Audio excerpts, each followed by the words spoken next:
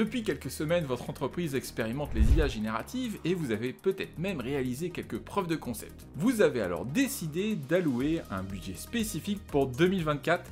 Bravo! Mais maintenant, une question se pose. Comment allez-vous concrètement utiliser l'IA pour enrichir vos services et satisfaire vos clients et vos collaborateurs? Je m'appelle Sébastien Hubert et dans cette vidéo, je vais vous aider à comprendre comment transformer radicalement votre chaîne de valeur avec l'intelligence artificielle générative.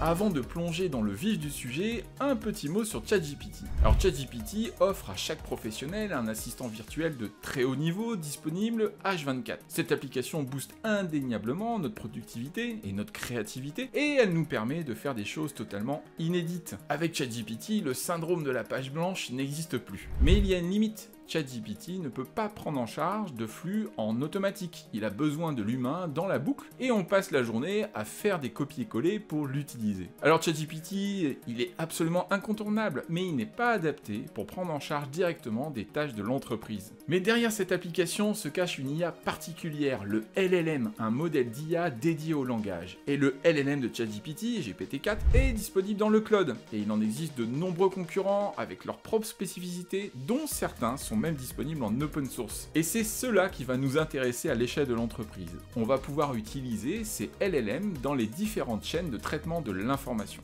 Avant de continuer, n'oubliez pas de vous abonner à cette chaîne, je compte sur vous. L'IA représente une véritable rupture technologique et son potentiel ne doit pas être sous-estimé. Imaginez que vous utilisiez une Formule 1 pour aller faire vos courses au supermarché du coin. Bon, ça vous semble exagéré?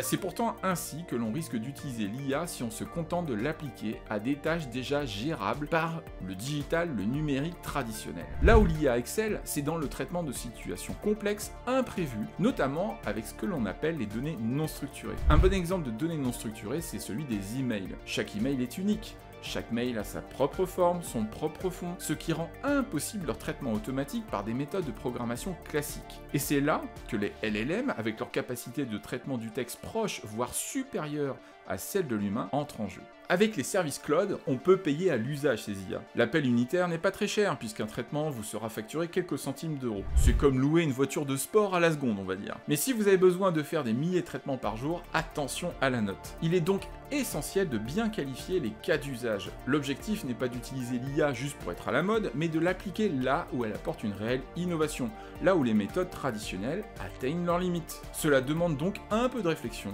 et de prendre du recul pour identifier les goulots d'étranglement et les endroits dans la chaîne informationnelle où l'effort humain est le plus sollicité. L'avènement de ChatGPT a donné naissance à une multitude d'applications permettant de dialoguer avec nos données, par exemple de poser des questions sur un fichier PDF. Alors c'est une expérience assez captivante, on pose une question précise et on obtient de la machine une réponse singulière qui vous précise en plus le passage où l'information se trouve. Mais dans la réalité, est-ce que nous avons besoin de chatbots à tous les niveaux de l'entreprise?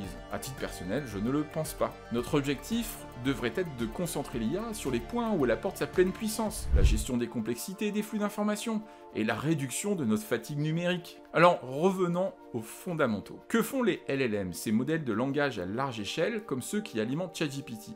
Ils ont été conçus pour manipuler le texte de manière flexible, le compresser, le traduire, l'étendre dans n'importe quelle langue, qu'elle soit humaine ou informatique. Cela signifie qu'ils peuvent nous aider à résumer un document complexe, à le traduire dans une multitude de langues ou à transformer une simple note en une présentation détaillée. Et quand je parle de traduction, il ne faut jamais oublier que le code informatique est aussi une langue. Leur véritable intérêt pour une entreprise réside dans cette capacité inédite à faire le pont entre notre réalité quotidienne et le monde numérique. Ils transforment des données brutes en informations structurées et exploitables par les machines. Ainsi, une simple demande client par mail peut être convertie en une série d'instructions structurées pour une base de données. Et c'est là que réside la véritable magie de l'IA. Je vous propose de prendre un cas concret. Dans divers secteurs, il est courant pour les entreprises de recevoir des requêtes par email, traitées ensuite par un ou plusieurs collaborateurs à l'aide d'un logiciel métier. Prenons l'exemple d'une compagnie d'assurance ou d'une mutuelle. Les demandes de remboursement affluent et des téléconseillers doivent identifier et classer correctement ces demandes dans leur système de gestion. Ils commencent par lire le mail, ouvrir les pièces jointes, ils les interprètent, puis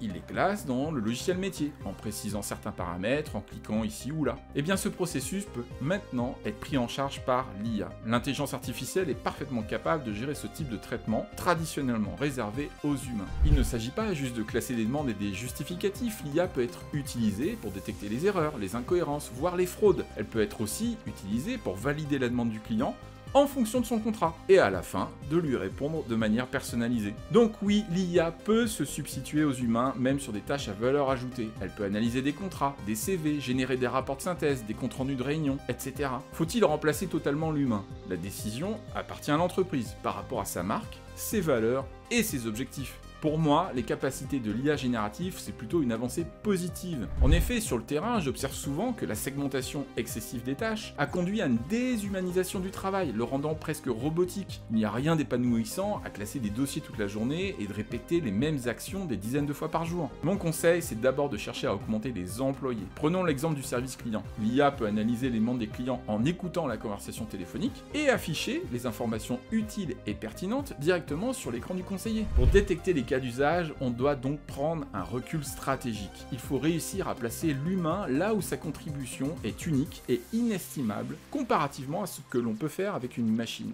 Alors comment passer à l'action?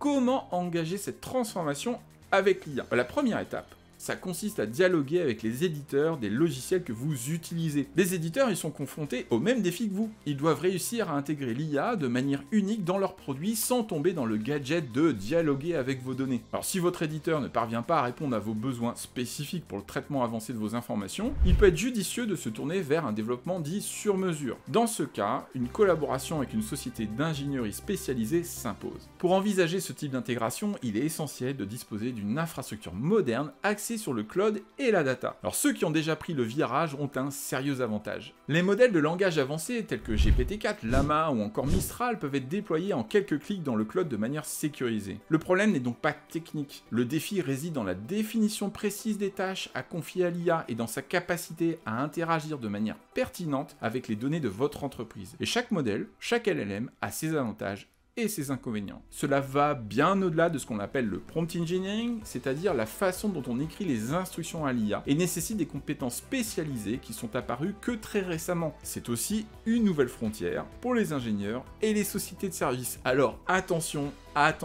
aux marchands de rêve. L'IA offre aux entreprises une cognition et une intelligence à la demande. Il ne s'agit pas de continuer à faire comme avant, en saupoudrant un peu d'IA par-ci par-là, mais d'embrasser cette révolution pour changer totalement votre niveau de jeu. Mais l'intégration de l'IA, c'est de la transformation digitale, et la transformation digitale, c'est 50% de technologie et 50% d'humain. Dès qu'il y a un loup, d'un côté ou de l'autre, il y a un risque important de se planter et votre projet n'ira pas au bout. Au début, il peut y avoir un enthousiasme général à l'idée de se débarrasser de tâches répétitives et fastidieuses, mais comme on l'a vu, l'IA a le potentiel d'aller bien au-delà de ces tâches élémentaires. Donc s'il faut trouver le bon partenaire technique, il est tout aussi important de ne pas négliger l'aspect humain de ces projets. Voilà, nous sommes arrivés à la fin de cette vidéo, alors j'espère qu'elle vous aidera à mettre vos projets d'IA en entreprise sur les bons rails. Je vous dis à bientôt.